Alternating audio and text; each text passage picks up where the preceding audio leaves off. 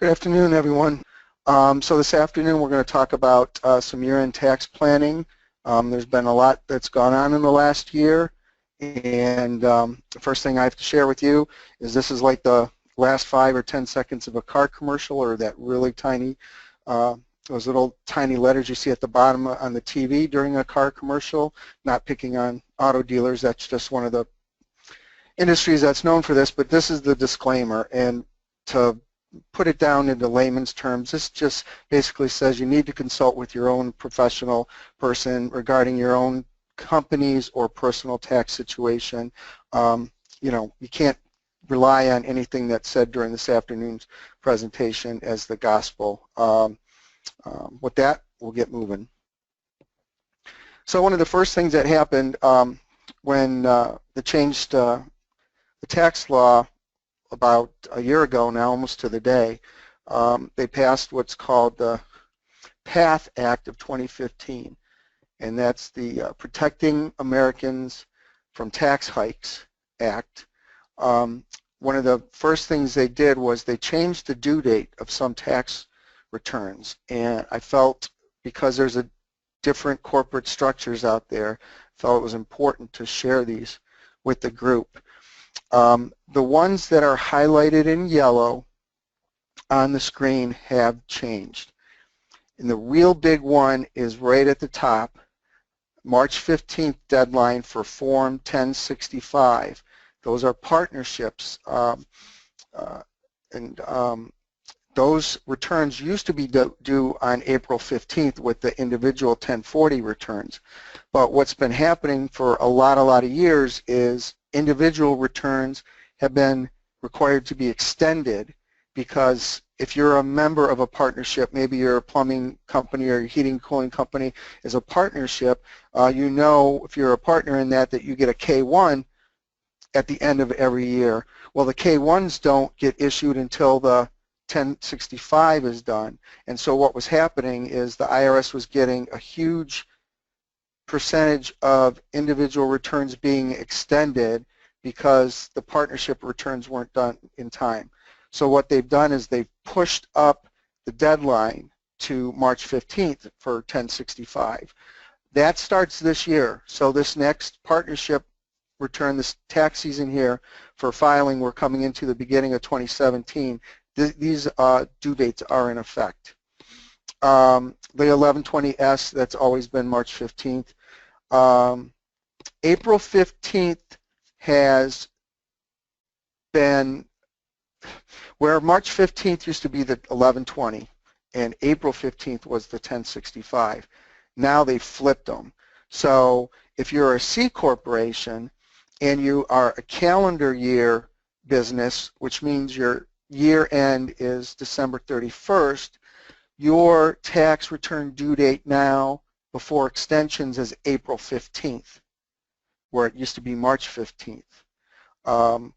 That's mostly because dividends usually are determined by that point what's going to be paid out. So there's not the hanging in the air issue that you have with the K1 for the 1065. But here's a key point to note. If you are a June 30th year-end C Corp, so you're a C corporation and your business year ends of June 30th, you don't have till April 15th. Your tax return due date is still September 15th, which is the third month after the business year end. You still can file an extension at that time, but the point here is if you're a June 30th C Corp, you have to file by the 15th day of the third month. If you're a calendar year C Corp, you get till April 15th, so the 15th day of the fourth month. Now, how does this impact us as contractors? Like I said, you know, this is effective for this coming tax season. The IRS's idea here was to make it in a more logical order, so tax returns would be due in a more logical order, and I mentioned the K1s just a minute ago.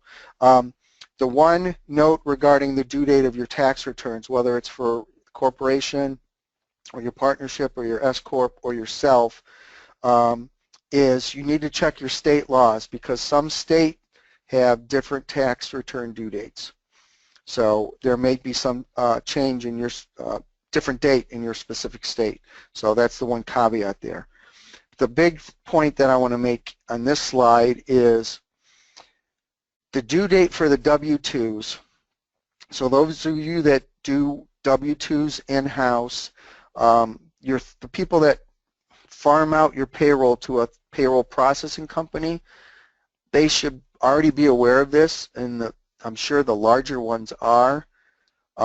However, some past experiences with payroll services and reliance on them has left me leery, and that's why I'm sharing this with you. It's very important that you know, because ultimately as the business owner, you are the one responsible if the W-2 gets sent to the employee and or the IRS in time. Now, up until now, so last tax season, you had to issue the W-2 to your employee by January 31st. Then you had to submit those W-2s, the employer copy, to the IRS by the end of February. You know, depending on what year, you know, if it was a 28th, 29th, depending on leap year, etc. Now that's changed. Now you're reporting and submittal of your W-2s to the IRS, which is done through a W-3 form, which I have highlighted in bold. That now is also due January 31st, excuse me. So you don't, as an employer, you don't have an extra month to, you know, finish your 941s, your 940, and then do the W-3 and the 1096. The W-3 now has to be done and submitted to the IRS by the end of January. One other form that kind of gets pulled into the end of January, and this is very specific. So Form 1099, and this is a specific form because, you know, you've got a Form 1099 div for dividends, a Form 1099 INT for interest. There's another one for tax refund, estate tax refund. This form refers specifically to the 1099 miscellaneous form. That due date is January 31st. Now, I want to be even more specific. The only Form 1099 miscellaneous forms that are due by January 31st are those Form 1099s that have an amount in Box 7, which is non-employee compensation. So to put this in layman's terms, if you have a independent contract, you know, you sub out some work or whatever, you get the W-9 from the subcontractor, so you have their tax ID number, and you so you pay them, I don't know, let's just say it's $3,000 during the year. You send them a Form 1099 miscellaneous for $3,000. The $3,000 amount goes into Box 7. That form must be filed by January 31st. Now, why am I making such a big deal out of this? It's because the IRS, there's certain things that you'll see throughout today where the IRS isn't screwing around anymore. And they are getting very serious, and they're focusing their attention in these areas. And it turns out these are high audit areas because these are high areas of unreported taxes or abuse. So they're going kind of for the low-hanging fruit. You file, let's say you don't file your Form W-2s to the IRS by January 31st. You file them the next business day, let's say that's February 1st, and you have 25 employees. You've just brought on a $1,000 penalty to your company. $50 per W-2 form for late filing, 1 day late. There's no grace period anymore. And if you file the forms more than 30 days after the due date, the penalties go up significantly higher. So make sure that you get your W-2s. If you do them in-house, make sure that your payroll administrator, that's all that's tied up and out by January 31st. So now we're going to talk some other aspects of the Protecting Americans from Tax Hike Act. It was passed December 18th of last year, signed into law. Some of the extensions, the tax-related items in the PATH Act, some of them extensions were essentially made permanent, and others were extended for just a few years. And we'll go through specifically, I'll talk about different areas, and I'll note, you know, whether it's extended permanently or if it's just extended for a couple years. A few of the extensions that basically ended at the end of December of 2015 that are now back into play and permanent are charitable distributions from IRAs. So if you're 70.5 years old or older, you now continue to have the ability to directly transfer up to $100,000 from your IRA to an eligible charity or a charity, let's say PHCC Educational Foundation, for example. But you could transfer it directly and they're excluded from your income. So this is a traditional IRA, and the way a traditional IRA works, if you recall, is you put, say you put $5,000 in this year, you get the deduction from your income, and then when you pull it out down the road, you pay tax on everything, your contribution of the $5,000 plus any earnings on the $5,000. Well, now you're down the end of towards the end of the road, you're pulling the money out. Normally you would include that in your taxable income. Well, if you want to make the donation to the charity, you're able to do it, you're able to make a direct transfer. So it's excluded from your income, and it ends up, being a little better benefit for the charity. Now, you can't double dip. So if you normally take, let's say you just, instead of taking it out of your IRA, you just wrote a check for $100,000, that would get deducted through your Schedule A. So this is a direct transfer, tax-free, and you exclude it from your income. They also extended the child tax credit. That's still $1,000 per qualifying child in the household. It is non-refundable, which means you can't, if you get the credit and it ends up let's say your tax that you owe is $500 and the credit is $1,000, so your net tax would be -$500, or technically a refund. The child tax credit is not eligible to be, so you wouldn't get $500 back in the mail. It would just reduce your tax liability to zero.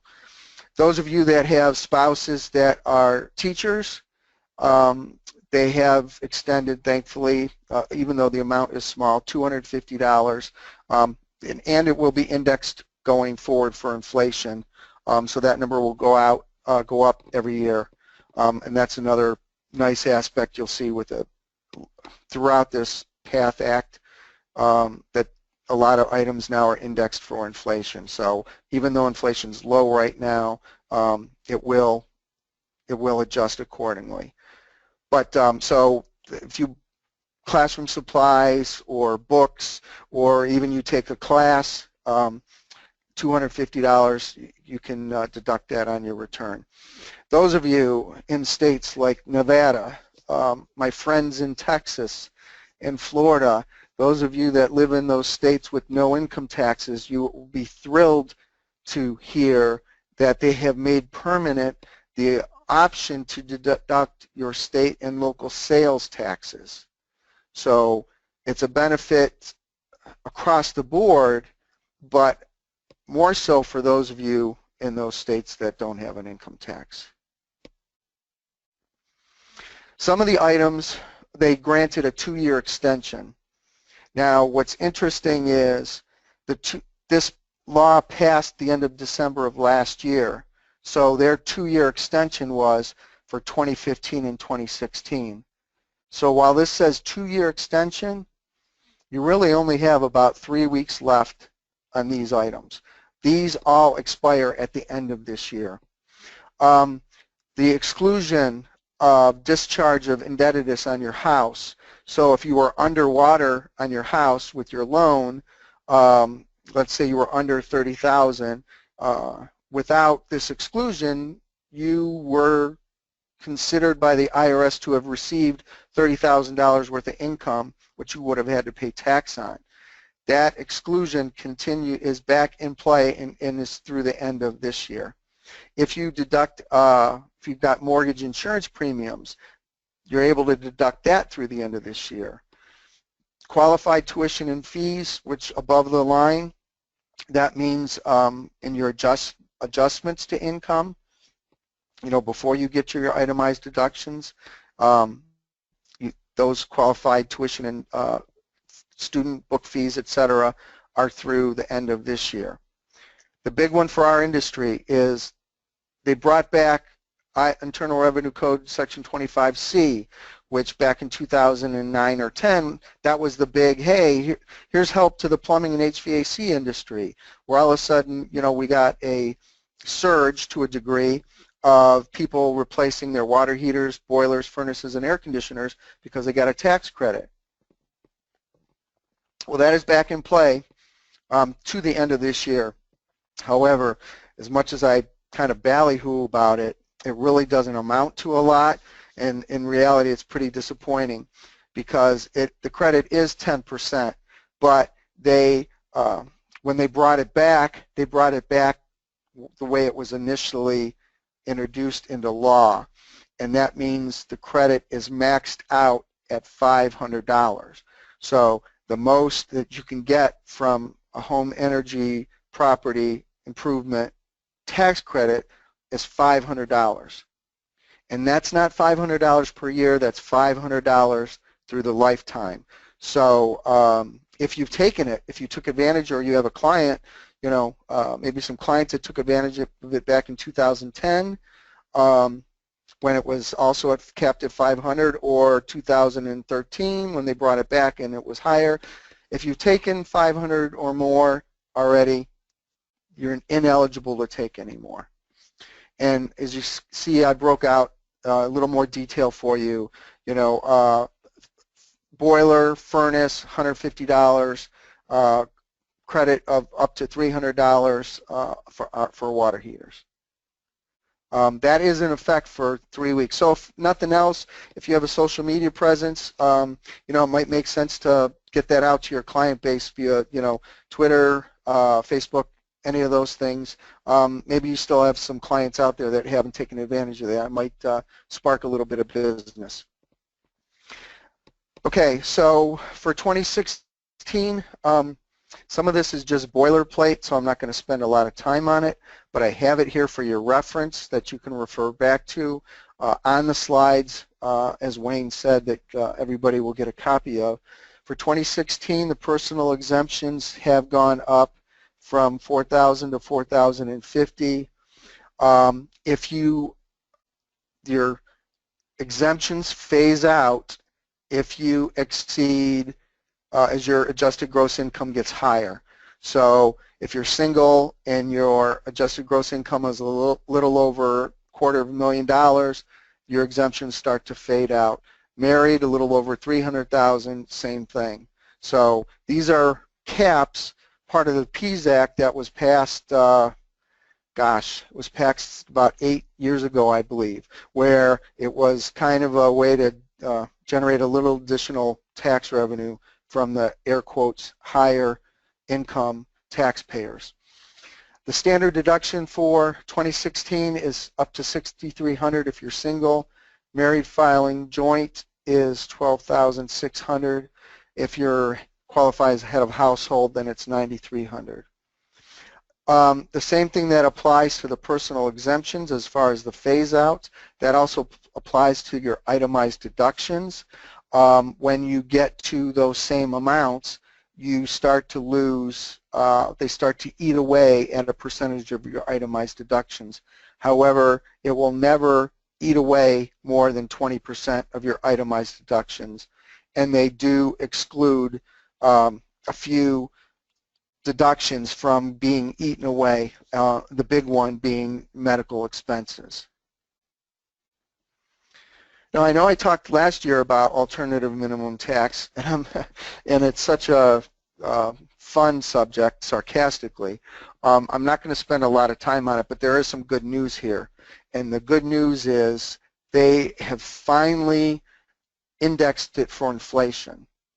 So if you remember last year, the wage amount for single and married people was low, and it had not changed since the law, since they adjusted it slightly a few years ago.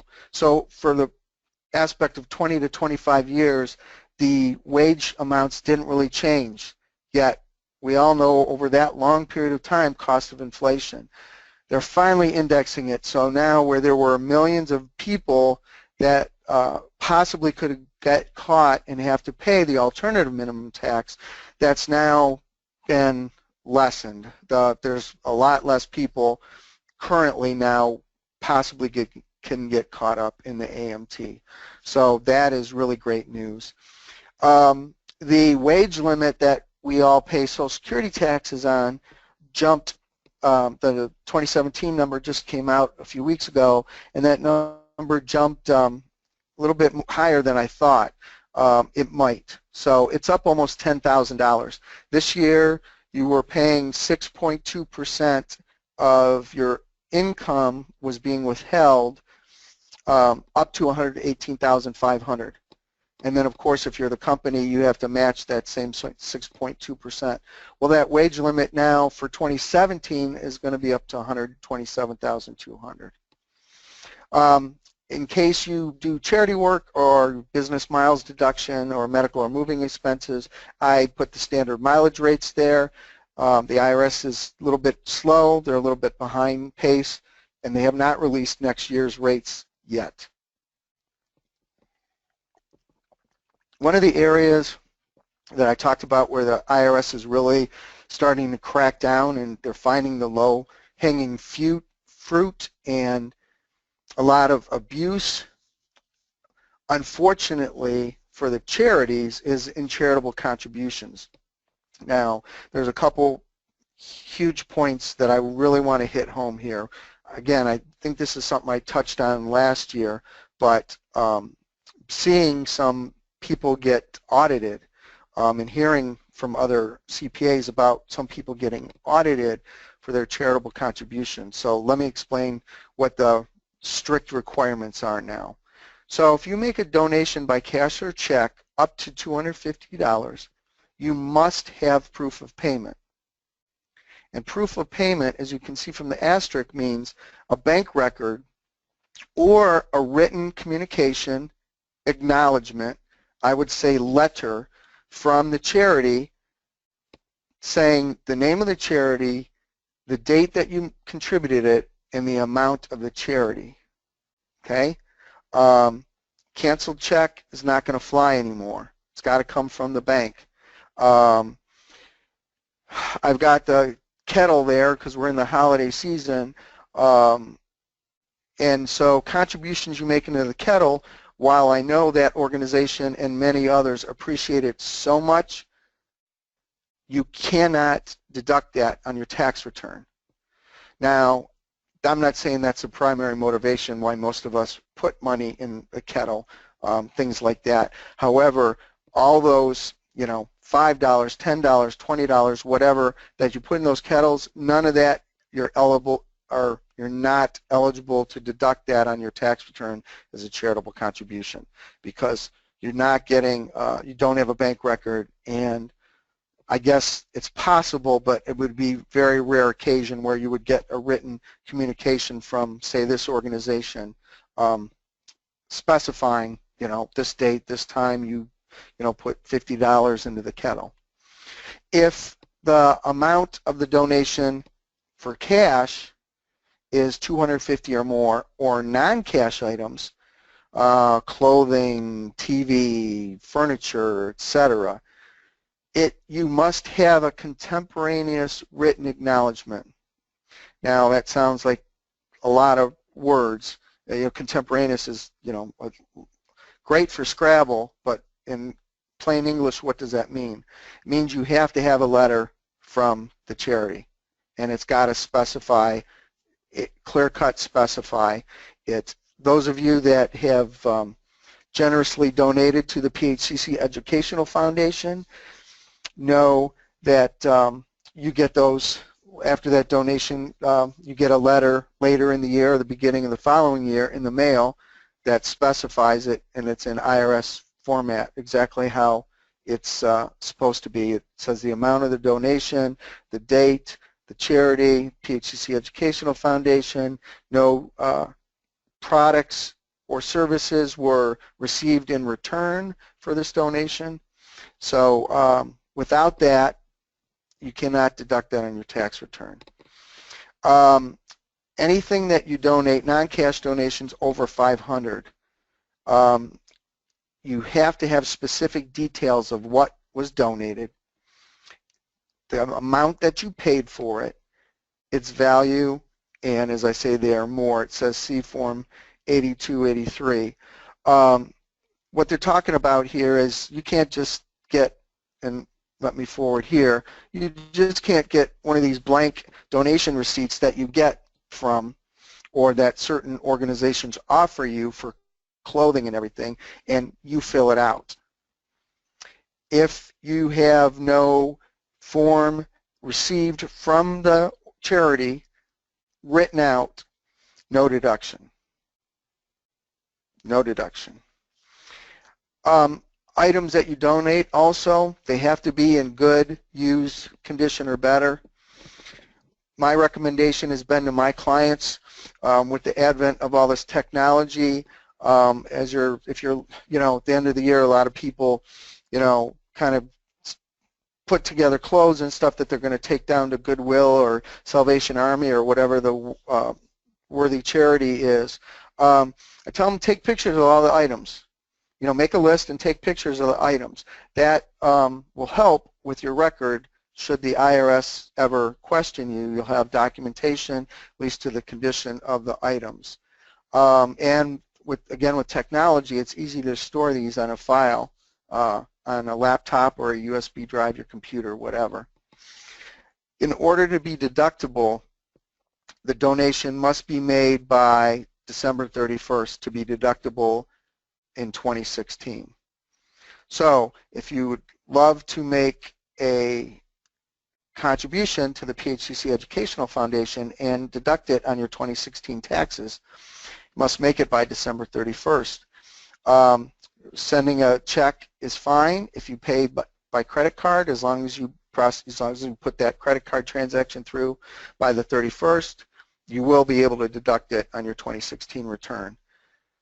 I guess my big takeaway here is they're really focusing on this area. They're not kidding around, and there are millions of 1040s with Schedule A's, charitable contributions are being pulled for audit, specifically in this area. I'm not trying to make everybody panic, but I'm just letting you know this is an area that's been abused a lot, and they're coming to take a look at it.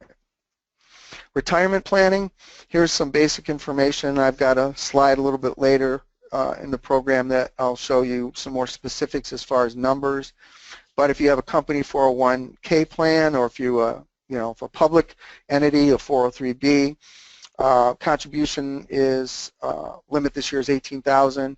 If you're older, 50 or older like myself, you get a additional air quotes catch-up provision amount of $6,000. IRA amount hasn't changed. It's still $5,500, $1,000 catch-up contribution.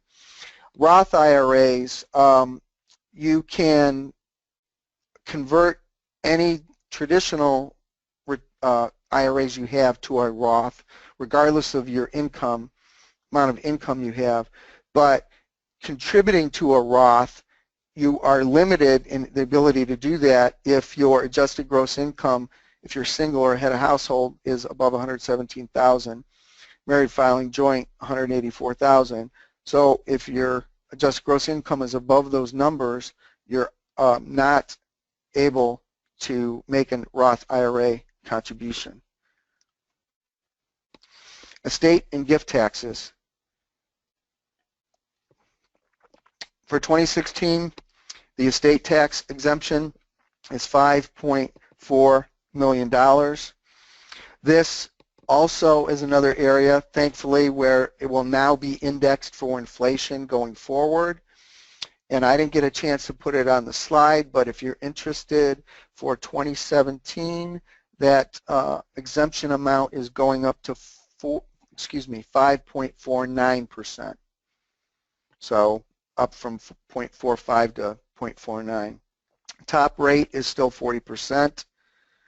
If you have kids or grandkids or nieces or nephews where you give them gifts of cash, maybe to help pay for college expenses, tuition, etc., annual gift exclusion is still $14,000. That is per person.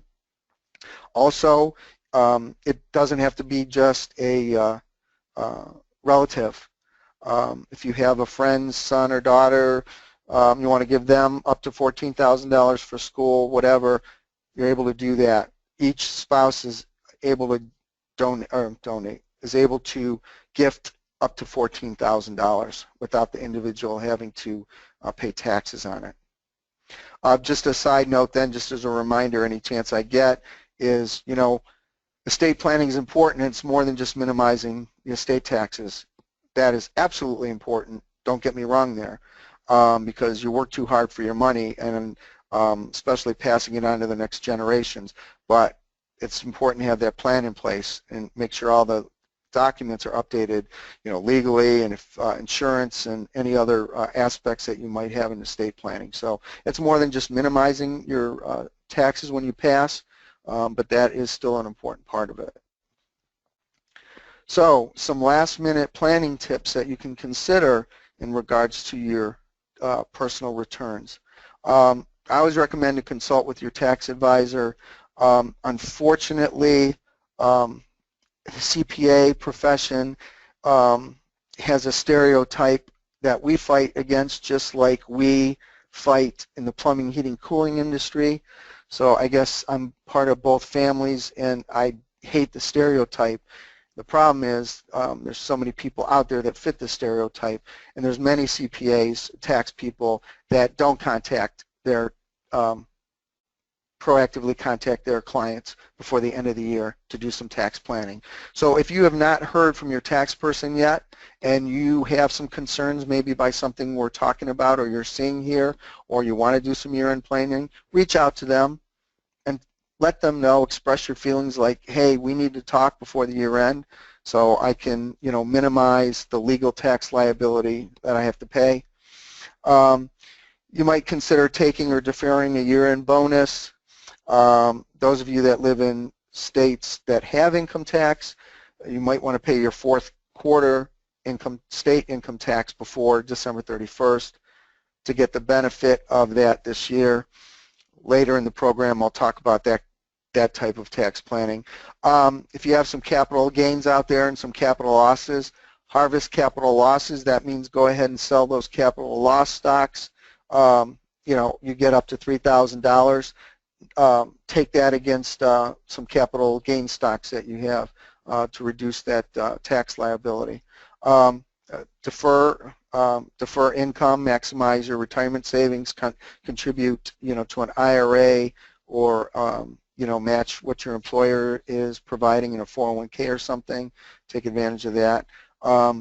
Another thing besides gifting cash, and I'm virtually certain, and I know John will tell me, and he may or may not be here, but I am virtually certain that you can also gift your stock that you may have that's appreciated in value.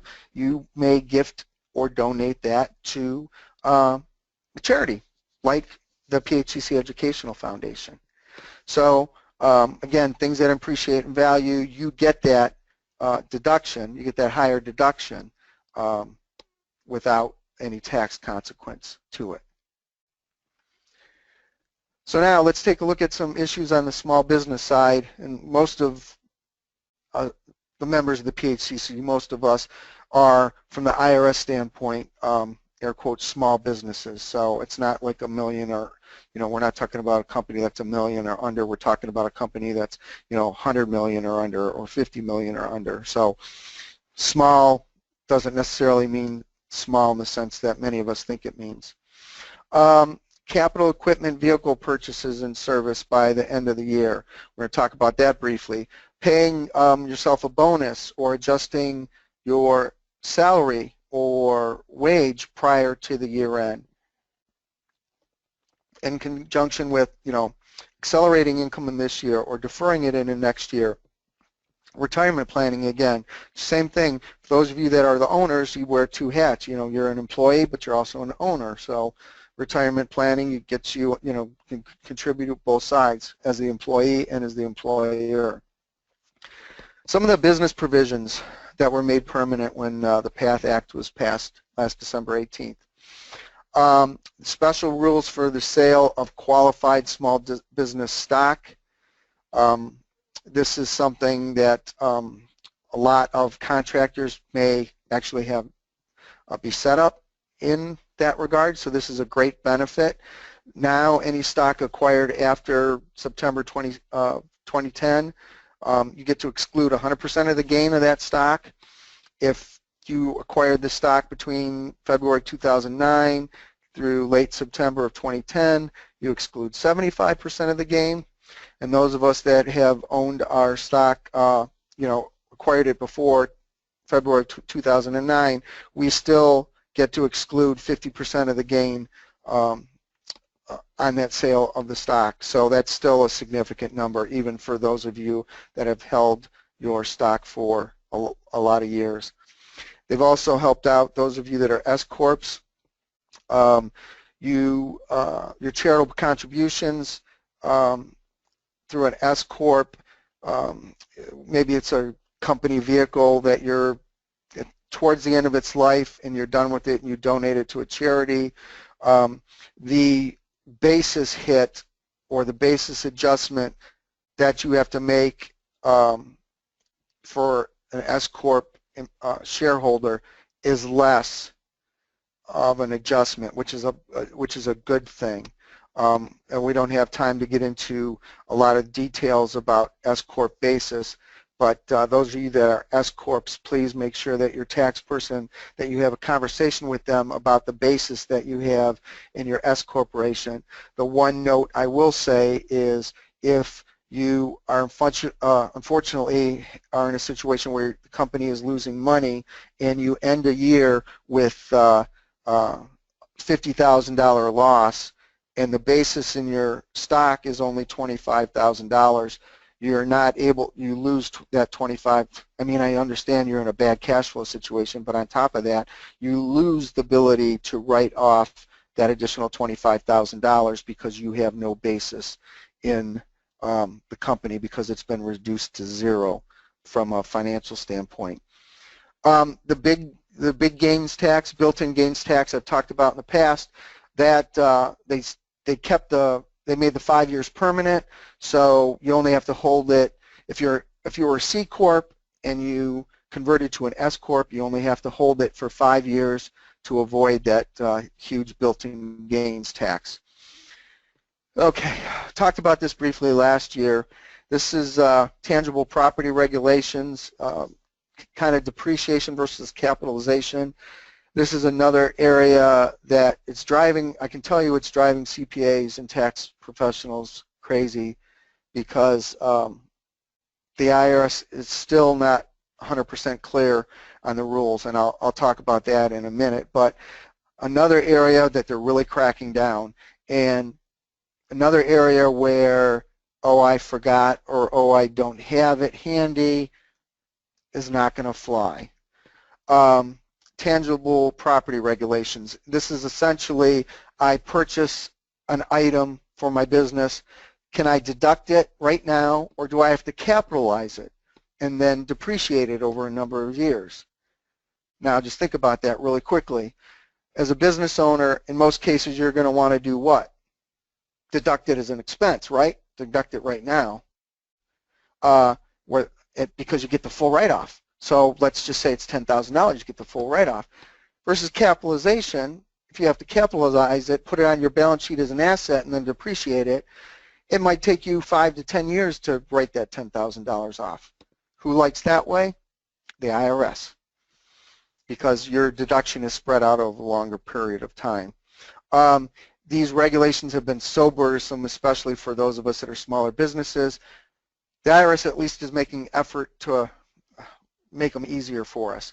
They affect everybody. So anybody that acquires, produces, or improves tangible property, whether you're a business, if you have rental properties, applies to you.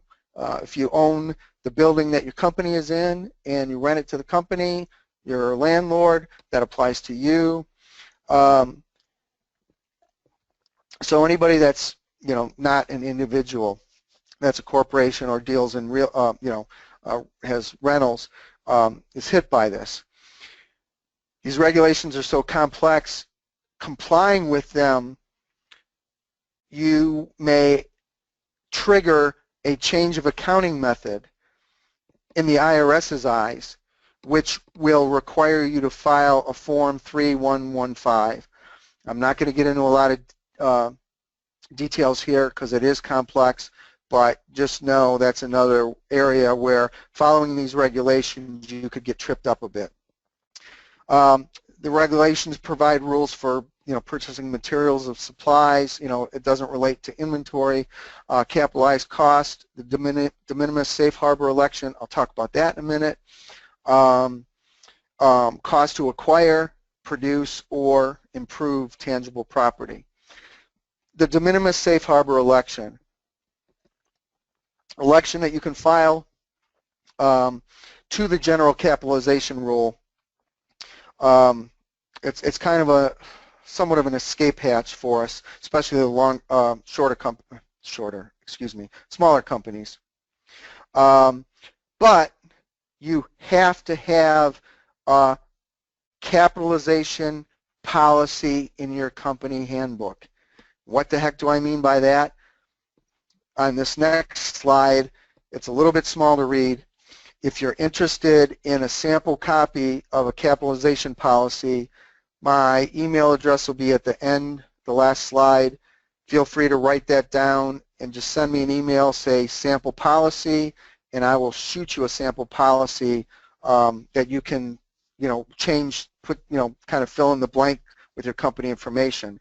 This is the one for my family business, Norhow Plumbing, and it basically says we have a policy in place that says this is how we're going to treat items. So any item that we purchase that is more than $2,500, it will be, more than $2,500 and has a useful life more than 12 months will be capitalized, which means we'll put it on our balance sheet, we'll depreciate it. $2,500 or less, and useful life of 12 months or less, we can expense. And then it just details there how we do it and what we're doing. Got to have this. Every one of you that's on this call right now, it's a company, got to have a capitalization policy. Otherwise, you don't qualify for the de minimis rule. And I'll tell you what that means in 1 second. This is an annual election, the de minimis safe harbor. So you have to make it every single year. It's available to all of us, all taxpayers. $5,000 safe harbor amount, so anything $5,000 or less can be just expensed. If you are a taxpayer that has applicable financial statements. If you don't have applicable financial statements, then the cap, the safe harbor is $2,500. So any items up to $2,500, $2,500 or less, without, if you don't have applicable financial statements, then that's your limit. What the heck are applicable financial statements? Not your tax return. Okay, let's just start there. So your financial statement on your 1120 or your 1120S or your 1065 don't apply. It's a financial statement that you file with the SEC, so that would be a public company. If your company has audited financial statements with an independent accountant's report letter, that's an applicable financial statement. Or if you provide financial statements to any federal government agency other than the IRS or the SEC, those all qualify. And that would allow you to get the higher de minimis amount of $5,000. The election, again, it's made every year, but once you make it for that year, it's irrevocable. You can't go back and amend and say, no, we didn't want to do it. Okay? Now, why is this such a big deal? Look at the warning at the bottom of the screen. If you don't have an applicable financial statement, okay, or that written capitalization accounting procedure policy, like the sample I showed you of my family business, anything that you purchase more than $200 must be capitalized. Let that sink in. You buy a $750 computer. Guess what? You don't have the policy, accounting procedure or policy in place, and you don't have a applicable financial statement, you're capitalizing that computer and writing it off over 5 years. That's why this is so important. And this is, again, and this is an area that's very complex. If any of you have questions later on specific to your situation, feel free to reach out to me. I'll be glad to help you out however I can. But this is a biggie. That's why I'm emphasizing it. I blew this link up pretty large. That's the link if you want to go read. I said have some fun with it. But if you're looking for more detailed information, the IRS has been helpful with small businesses because they put together a list of frequently asked questions, and they are actually helpful. They do give you more guidance than they had up to that point. Depreciation has been made permanent. Property eligible for 15-year straight-line depreciation are those qualified leasehold improvements, restaurants, none of us are restaurants, retail improvement, all that were in place before are now made permanent.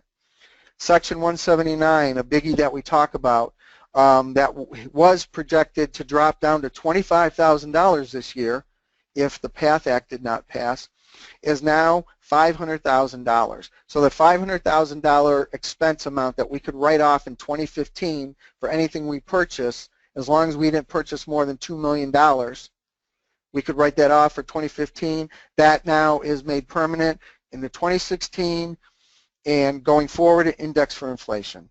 And the asset purchases index for inflation as well. So that's great news. Doing that to hopefully spur us all to go out and buy trucks and equipment for our companies. Interesting aspect about this depreciation that's been made permanent. HVAC systems, HVAC components placed in service after 2015 are eligible. Prior to the passage of this act, of the PATH Act, they were specifically excluded under Section 179. Specifically excluded, meaning they had right there in Section 179, except for HVAC systems. They've taken that out. Now, at first I got all excited. Then I looked into it a little bit more. This only qualifies on the indoor units. So, you know, the indoor component, furnace inside, awesome. Heat pump, air conditioner outside, not so great. Rooftop unit, not so great. Don't qualify. There's the note. If it's installed outside or on top of a building, it's not qualified leasehold improvement property. Therefore, the taxpayer can't expense it. The 5-year bonus depreciation, they extended that for 5 years at 50%. I'm not going to get into that in too much detail. It's not as prevalent for most of the small companies as the 179 deduction is.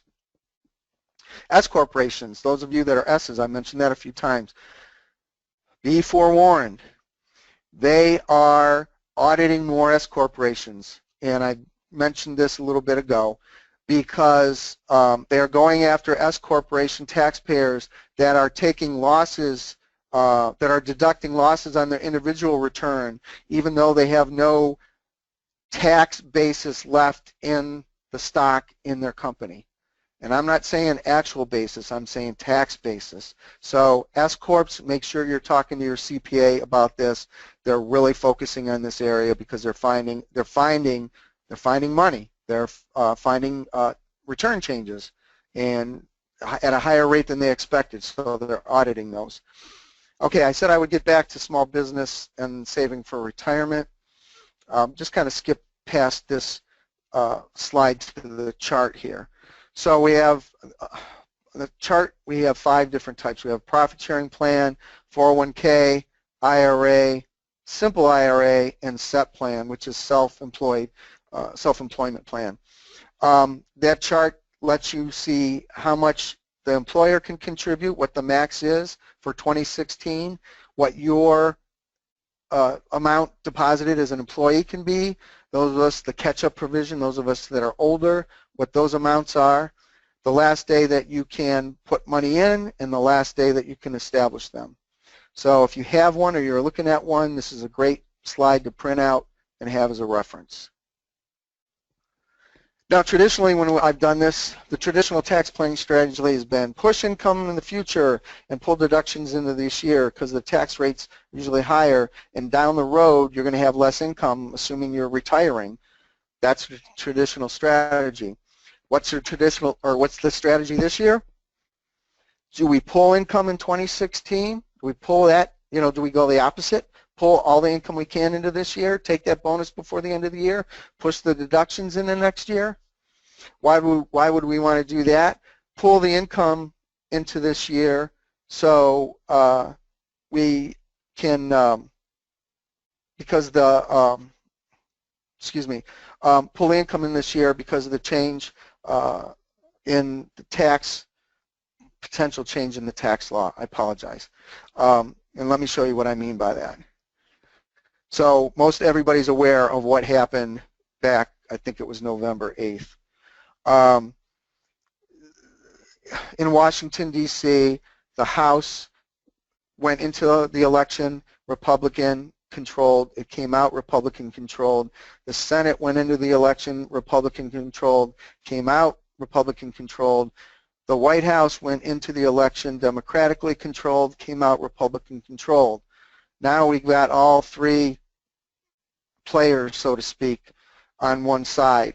When that happens, you tend to see more movement towards that party's strategy.